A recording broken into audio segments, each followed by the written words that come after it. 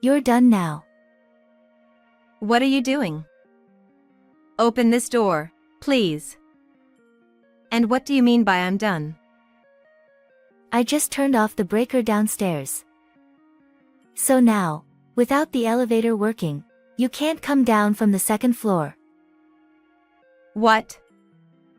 What are you talking about? I'm going on a 7-night, 8-day trip with my friends today. So fake mother, you starve up here on the second floor. Hey, stop joking around and open this door. Sure, I can open it, but you can't get down to the first floor alone. Your phone and laptop were downstairs, so you can't call for help, and Dad won't be back from his business trip for 3 months. The situation is hopeless. My husband's child literally left me, who is a wheelchair user, on the second floor and went on the trip. She has crossed a line. 1 week later, when my stepchild returned home, she felt a sense of unease and climbed the stairs. Huh? Why are you looking so lively? Since she seems unable to understand the situation, let's explain it to her. This will likely be the final lesson as a mother, so let's approach it patiently and thoroughly. I'm Linda, a 34-year-old programmer. I work, I'm married, I have a kid, I'm just a typical woman of around 40. However, there's one thing that sets me apart from the typical woman my age. I've been in a wheelchair since I was in junior high school due to a traffic accident. When I had the accident, I was unconscious for 3 days, and even after regaining consciousness, I was bedridden for treatment. As a result, I didn't realize for a while that I couldn't move my legs anymore. I only found out that my legs wouldn't move when my mother told me. Hey, when does rehab start? I want to play basketball soon. If I take it easy, I might lose my spot on the team. It's about time I need to tell you. I think the doctor has something to discuss too, but the thing is. After I heard the harsh reality from my mother, I cried all day. It must have been hard for her to tell me the truth. She cried with me the whole time. However, being the playful, mischievous, and lively person I've always been since childhood, I quickly bounced back. Well, there's no point crying over spilled milk. What's important is what comes next. While life in a wheelchair is inconvenient, it's been better than I imagined. It's been over 20 years since the accident, and now I've become so accustomed to life in a wheelchair that I live quite normally, to the surprise of those around me. I have enough upper body strength, so with some effort, I can manage to use the bathroom by myself. I chose a job at a company that understands wheelchair users, and now I primarily work from home. I need to go into the office for meetings about 2 or 3 times a month, but I commute by car during those times. I drive the car myself. I use a welfare vehicle that I can operate with just my hands, and sometimes I go for drives on weekends. In my 20s, I also enjoyed wheelchair basketball. While there are challenges, I'm generally satisfied with my life now. Despite my physical limitations, I was able to get married, which was something I once had given up. I guess this setup is enough for our daily life. Though, your parents' house seemed to have more accessibility features. That was just my parents going overboard because they weren't sure what was necessary.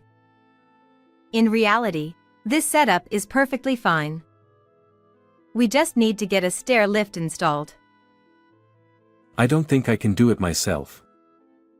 We'll have to wait for a professional. I married Billy, who is 7 years older than me, just last year. Our meeting wasn't dramatic. It was just a typical workplace romance. When we got married, my husband and I rented a house and got permission to make it wheelchair accessible. By wheelchair accessible, I mean we installed portable ramps and added handrails. Simple modifications like that. The most significant modification was installing a monorail-style lift to access the second floor.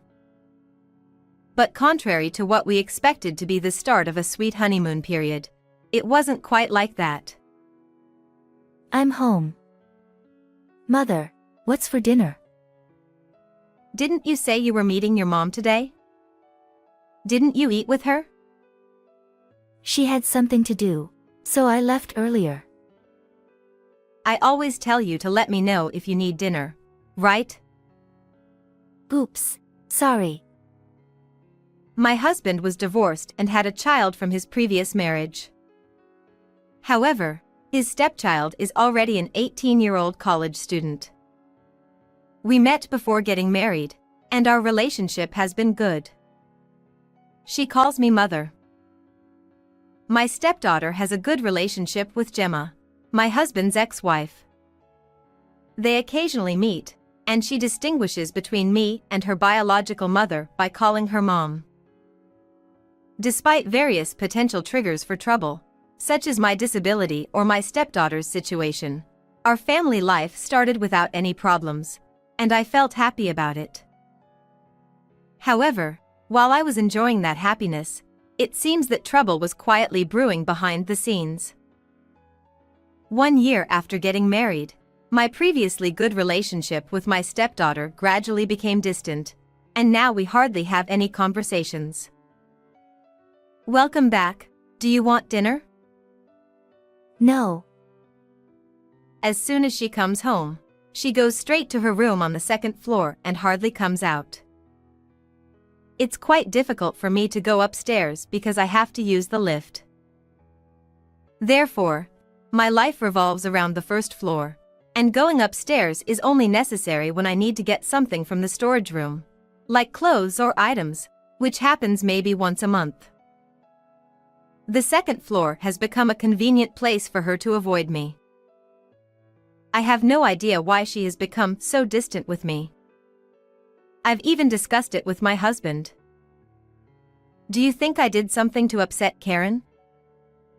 You don't have any idea. No, none at all. She used to be so friendly before we got married and even when we moved into this house. She still talks to me as usual. Why the sudden? It wasn't sudden. It started gradually about a month after moving here. I wonder if there was something unpleasant for her about living with me. It probably isn't that. I'm sure she understood Linda's condition well even before we got married. Neither my husband nor I could understand the cause of our daughter's change in attitude, so we struggled with how to handle it. We couldn't find a solution without knowing the reason, so I tried to talk to my daughter about it, but apparently, it didn't go well. Oh, you're home early today. I only had a second period. Wait. I called out to her, who was about to go upstairs as usual. What? She looked at me with a face of anger and indifference. I couldn't tell how she was feeling, but it was clear that she was in a bad mood. I've noticed you haven't been talking to me much lately. Is everything okay at university? Or is there something I've done? If there's anything bothering you, please tell me. Stop acting like a mother. You're annoying. She muttered quietly and then went upstairs. Her voice was so small that I might have misheard it. Surely, she wouldn't say something so harsh. I reassured myself with that thought to ease the shock. That night, I realized that the reason for my daughter's cold behavior was because of me, so I told it to my husband. It seems like I'm the reason after all. She said, "Stop acting like a mother. You're annoying." What's that supposed to mean? Did Karen really say that? He was understandably angry, and it led to a family meeting. After hearing my side of the story, He called out loudly to her who was in her room upstairs, from downstairs. Summoned by her father, she came down to the living room with a sulky expression and took a seat.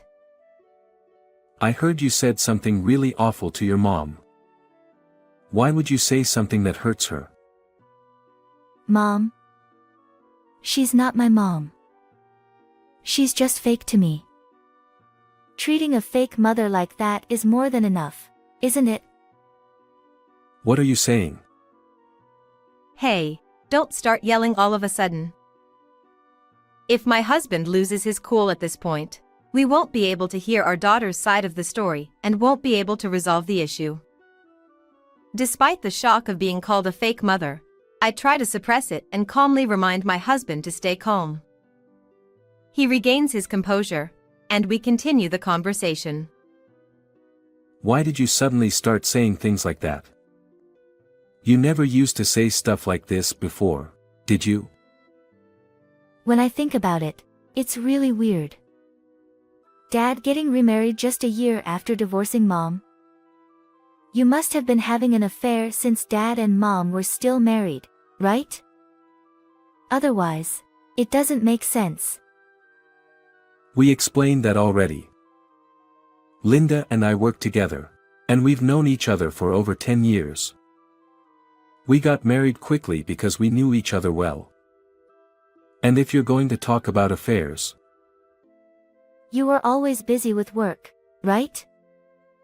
Mom was always lonely waiting for you to come home. Isn't Dad partly to blame for the divorce? Karen, Billy is a systems engineer, so being busy with work is unavoidable, and he was working hard at that job for the sake of his family.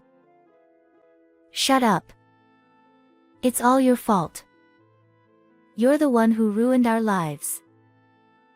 She slammed the table, abruptly stood up, and stormed out of the living room. I don't understand why she reached such conclusions, but it seems she believes I stole him from his ex-wife. I sort of understand the reason now. Let's leave it at that for today. But I guess Karen is misunderstanding things, so let's keep a little distance between you and her for now. I'll try to clear up her misunderstanding.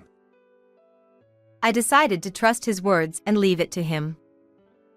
However, despite his efforts to clarify her misunderstanding, she was already in a state where she wouldn't listen. Why are you being so cold to your mom? How long are you going to stay with that fake mother? Just get divorced already. What don't you like so much? Everything about having a fake mother. Then, when my husband talks to her, she confronts me when he's not around. You told Dad to talk to me again, didn't you? Don't think you can just turn Dad against me. That's not true. Do you really expect me to believe your words after you took Dad away from Mom? She kicked away the laundry I was folding. As someone with mobility issues, it was difficult for me to pick up the scattered clothes that flew out of my reach. She knew this and deliberately kicked the laundry pile from the bottom, sending it flying further away from me. Satisfied with the mess, she went upstairs while I struggled to pick up the laundry within my reach. My husband would then reprimand her, and she would take it out on me. This pattern had become all too familiar.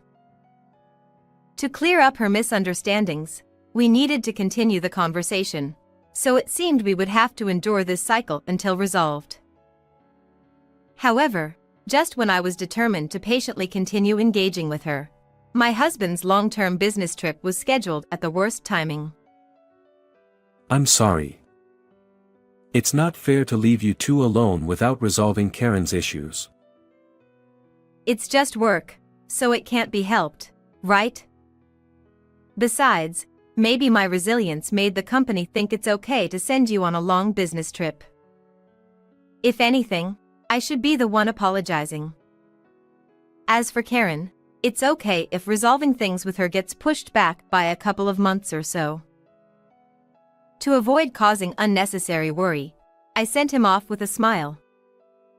Honestly, the thought of being alone with her for 3 months does make me anxious. However, there's no need for me to feel excessively worried since there's no risk of violence or anything like that. I thought everything would be fine, but with my husband away, her behavior escalated rapidly. 3 days after my husband left for his business trip. Huh? Why is the picnic blanket here? Is Karen using it? I thought she left earlier. I thought it was okay to tidy up the picnic blanket on the living room table and decided to return it to the storage room upstairs. When I climbed up to the second floor, I heard the sound of the front door opening. Huh? Is Karen already back? Though I was curious about her, I went to the storage room. As I put the picnic blanket, the storage room door suddenly slammed shut with a loud bang. Ha ha ha, you're done now. What are you doing? Please open this. It seems like I've fallen into my daughter's trap. She's holding the door to the storage room, and with my wheelchair, I can't budge it. However, the door to the storage room doesn't have a lock. She can't keep holding the door from outside indefinitely. So, what does she mean by saying you're done? Do you want me to open it? I'll open it soon, but first, listen to me as you are. I don't want to see your face, and despite being in a wheelchair, you're surprisingly agile, so be cautious. I see. She trapped me in the storage room first to avoid any retaliation from me. Indeed, I've kept myself physically fit through basketball, so it's a wise move for her to be cautious. However, apart from that, it wasn't a very smart decision. Do you think I'm going to raise my hand against you, Karen? And what do you mean by done? Earlier, I turned off the breaker downstairs. Now, without the elevator working, you won't be able to come down from the second floor. Hey, what are you talking about? I'm going on a 7-night, 8-day trip with my friends now, so I'll help you out in a week. Fake mom, starve up here on the second floor. Come on, stop joking around and open this door.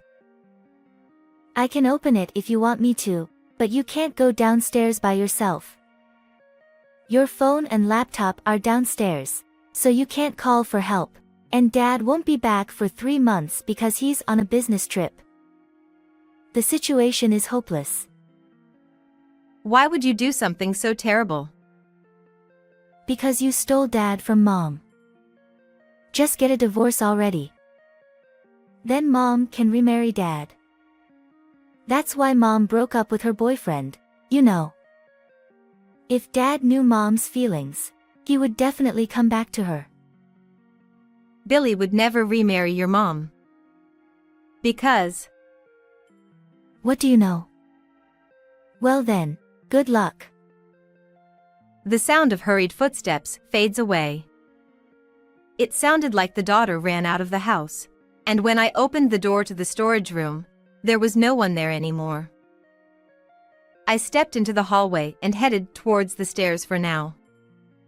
Passing by her room, I notice a board about 20 centimeters high nailed to the bottom of the door. I can open the door with this, but being in a wheelchair means I can't enter her room. She has cleverly trapped me on the second floor, ensuring her privacy as well. It's a smart move. As I reached the stairs, I saw several pieces of bread and a bottle of water left on the floor. It's like an insurance policy to ensure I don't meet a tragic end. However, while I can drink the water from the tap in the bathroom, the bread clearly isn't enough to last even a week. I thought she was serious about making me starve. She has crossed a line. I've resolved to make my daughter and whoever is behind this situation pay for what they've done. A week later, she returned from her trip. I hid in the back of the room, quietly watching her as she took off her shoes at the entrance. After taking off her shoes and stepping inside, she started to look around nervously. I also sensed a different atmosphere in the house today. Additionally, the stair lift was on the ground floor, and there were shoes in the entrance that weren't usually there. However, she, not noticing these details, seemed to feel a sense of unease but couldn't quite pinpoint its cause. Nonetheless, she quickly ascended to the second floor as usual. As I followed her upstairs, I heard her voice echoing loudly midway. Huh? Why are you here? Should I explain? Huh? Why are you so lively? She, startled as she peeked into the storage room, was equally surprised when I spoke to her from behind. She seemed to be in a constant state of shock and confusion, her eyes wide as she stared at me, desperately trying to make sense of the situation. You're not starved at all. Of course not. Maybe you thought you locked me upstairs, but that didn't really confine me at all. But the stair lift shouldn't work, right? That stair lift is battery operated, so it works even if the power is out. Most stair lifts have that as a backup in case of power failures. Wait, what? Right after you left for your trip, I immediately went downstairs. Even if the stair lift didn't work, I could have called for help from outside through the window. As for the breaker, I always flip it back with a stick whenever it trips, so that wasn't an issue either. Oh, and thanks for buying lots of bread. It was nice snack. About a month after she moved into the house, her attitude towards me turned cold. She reduced contact with me early on after moving in, so she never fully grasped what life was like for me with my mobility issues. Despite living together for a year, it seems she didn't fully understand how the stair lift worked either. Right after she left for her trip, I used the stair lift to go downstairs as usual and immediately called my husband to tell him what had happened. She, upon learning that I wasn't hungry at all, quickly turned her gaze towards the storage room and pointed at the person sitting there. Why is Mom here? What are you planning? Let me explain that to you. My husband had been standing right next to the open storage room door the whole time, but she was too shocked by the presence of both his ex-wife and me to notice him. So, she once again raised her voice. Dad? Why are you here? Aren't you on a business trip? Huh? I'm not on an overseas business trip or anything. It's Sunday today, so it's not strange for me to be home, is it? He got more confused by her overly casual question. She's only 19 and has only had part-time job experience, and seemed to have assumed that my husband couldn't come home frequently due to a long business trip. However, my husband's business trips were just a 3-hour bullet train ride away, so he planned to come home about once every 2 weeks. Today, he came home earlier than planned because of what happened with my daughter. I heard everything from your mother. You've been acting up, and you even mentioned divorce. Exactly. It's all because of this fake wife. If she wasn't here, Mom could remarry you. I will never divorce, and I won't remarry with Gemma. Why not? Maybe Mom's affair could be the cause of the divorce, but wasn't it also because Dad was always busy with work? Besides, Mom regrets it and broke up with her affair partner because she can't forget about you and is waiting for you. My husband and I sighed as we listened to her words. His ex-wife seemed unable to bear this atmosphere, lowering her head significantly and staring at the floor. Gemma, explain it yourself. That's why I brought you here. Yes. My affair had nothing to do with your job. I simply enjoyed fooling around with other men. That's a lie, right? You said the affair was because of Dad's job. And you couldn't forget about Dad, so you broke up with your affair partner, right? No, that's not true. I was dumped again because I cheated. I've been working part-time with little income for so long, and now I'm over 40 and can't find a new job. I couldn't catch another man either, and I was struggling financially, so I thought I'd ask Billy for help again. But then I heard Billy got remarried. So, you lied to Karen, who you were occasionally meeting, about the reason for the affair, and you even made up stories about me having an affair with Linda before our divorce to try and ruin our marriage. Yes, that's right. When she locked me upstairs, she mentioned she wanted to remarry my husband. So, as soon as he received my message, he contacted his ex-wife. When he confronted his ex-wife, it came to light that she had been feeding my stepdaughter various things to manipulate her. To dispel her misconception that I had stolen him from his ex-wife, it was best to hear the truth from his ex-wife's own mouth. So, he brought her to the house on the day my stepdaughter returned from her trip. No way. So, was I being deceived by Mom? In this scenario, she emerges as the mastermind, and my stepdaughter may seem like a victim. However, even if she was deceived, she clearly crossed a line. Therefore, he also intends to take a tough stance, steeling himself for it. Gemma, who deceived Karen, is at fault, but so are you. You went too far. Don't come back to this house anymore. What do you mean?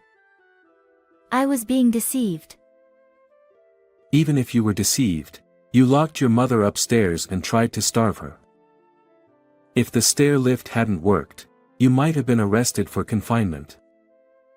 We can't accept someone who would do something like that as part of my family. Since the stairlift did work, what she did doesn't qualify as confinement. However, that's just a hindsight. She did try to confine me by keeping me unable to move from the second floor. Confinement is a serious crime with only imprisonment as punishment, without the option of a fine. She might have thought that it was okay because I could freely move around the second floor and had access to water and food. However, this goes beyond childish pranks and jokes. Besides, she is no longer a child. But still, I'm only 19. Isn't it unreasonable to kick me out of the house before I even turn 20? Legally, adulthood starts at 18. The parental rights have already expired. You're not a child who can get away with being spoiled anymore. What's that supposed to mean? Isn't it ridiculous to call me an adult when I'm still a student and can't do anything? It's the law, so there's nothing we can do about it. If you have complaints, take it up with the government. I'll cover your tuition until you graduate from university. But you'll have to figure out accommodation and living expenses. That's impossible, obviously. I can go to Mom's place, right?